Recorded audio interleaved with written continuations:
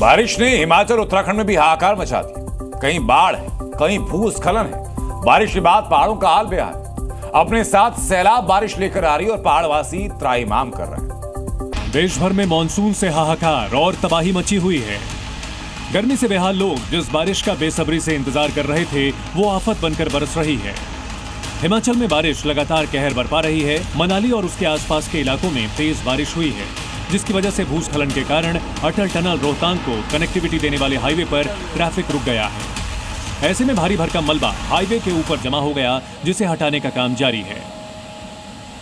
रात 11:30 बजे यहाँ पर जिस तरीके से तेज बारिश हो रही थी, उसके बाद फ्लैश फ्लड की स्थिति बनी और फ्लैश फ्लड के बाद क्या कुछ नज़ारा यहाँ पर बदला, उसकी एक्सक्लूसिव तस्वीर आपको ग्राउंड जीरो से मैं दिखा रहा हूँ कि किस तरीके से इसका कोर्स बदला है। और कोर्स बदलने के बाद ये हाईवे पर पूरा मलबा आ गया और उसके बाद ट्रैफिक जो है दोनों तरफ से बाधित हो चुका है। एक महत्वपूर्ण ये हाईवे माना जाता है, स्ट्रेटेजिक हाईवे, और कहीं ना कहीं लेह को कनेक्टिविटी देता है, लाहौल स्पीति को कनेक्टिविटी देता है।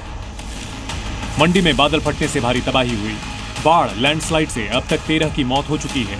वहीं बादल फटने से अब तक 29 लोग लापता हैं।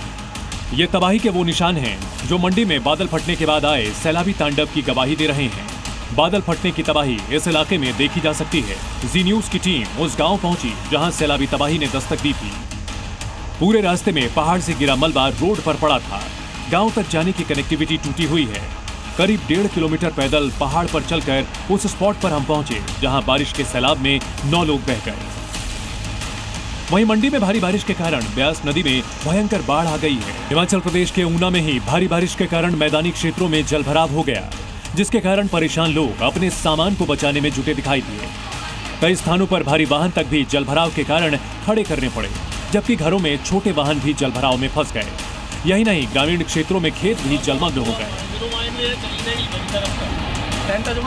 सुबह से हम लोग 5 बजे से लगे हुए हैं। पानी की निकासी को पुलियां खुलवा रहे हैं, कुछ कर रहे हैं, लेकिन पानी निकलने का अभी नाम नहीं ले रहा है।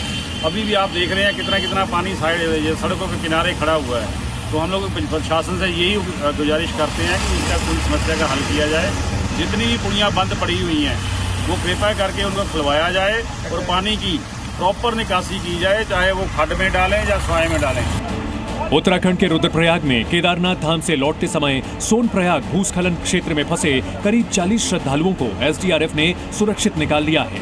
दरअसल केदारनाथ धाम के रास्ते में सोनप्रयाग के पास देर रात अचानक मलबा गिर गया था, जिसके कारण केदारनाथ धाम से लौट रहे 40 से ज्यादा तीर्थयात्री रात करीब 10 बजे से फंसे हुए थे। एसडीआरएफ की टीम ने इन्हें सुरक्षित बचा लिया। रुद्रप्रयाग पुलिस के मुताबिक सोनप्रयाग के मुनकटिया स्लाइडिंग जोन में मलबा पत्थर आने से रास्ता जाम हो गया, जिसके कारण केदारनाथ धाम यात्रा अस्थायी तौर पर रोकी गई है। बता दें कि लगातार हो रही बारिश के कारण अलकनंदा, मंदाकिनी और बाकी सहायक नदियां उफान पर हैं। रुद्रप्रयाग में अलकनंदा नदी ने विकराल रूप धारण कर लिया है। अलकनंदा का जलस्तर तेजी से बढ़ रहा है। नदी किनारे के घाट और रास्ते भी डूब गए हैं। अलकनंदा नदी किनारे जाने पर रोक लगा दी गई है।